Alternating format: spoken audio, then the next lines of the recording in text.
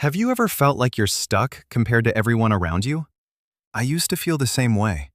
Scrolling through people my age who seem to have it figured out, careers moving, relationships solid, bodies that look like they belonged on a poster, and me just sitting there wondering what I was doing wrong.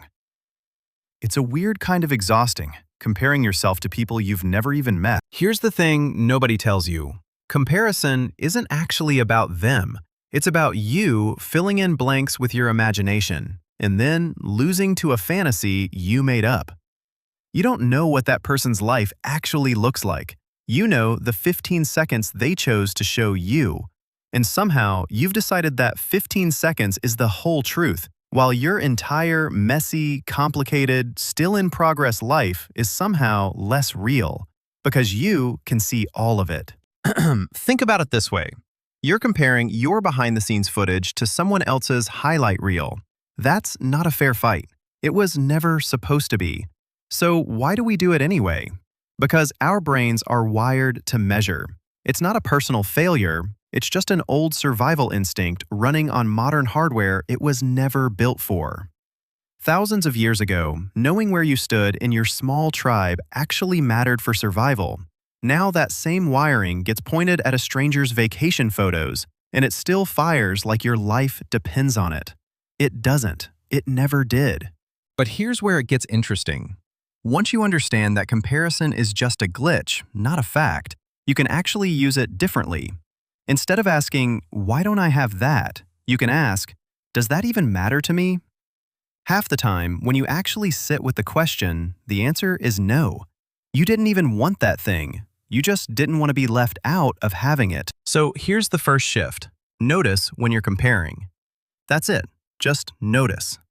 Catch yourself mid-scroll, mid-thought, mid-spiral, and name it. I'm comparing right now.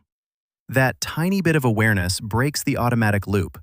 You go from being run by the feeling to actually looking at it. Second, ask what's actually yours, not what looks good, not what would impress anyone. What do you actually want underneath all the noise?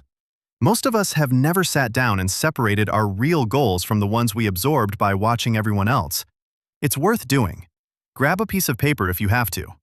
Write down what you're chasing and ask yourself honestly, is this mine or is this borrowed? Third, and this one's uncomfortable, stop consuming the specific things that trigger you. I'm not saying delete every app and become a hermit. I'm saying if a certain account, a certain person, a certain feed makes you feel small every single time, you're allowed to just not look at it. That's not weakness, that's basic self-respect. You wouldn't keep touching a stove that burns you every time. Now, let's talk about the part people skip. Even when you do all this, comparison doesn't just disappear forever. It's going to show up again. And when it does, you don't need to fight it like it's an enemy. You just redirect it. Instead of comparing yourself to a stranger, compare yourself to who you were 6 months ago. Are you a little more consistent? A little more honest with yourself? A little less scared to start things?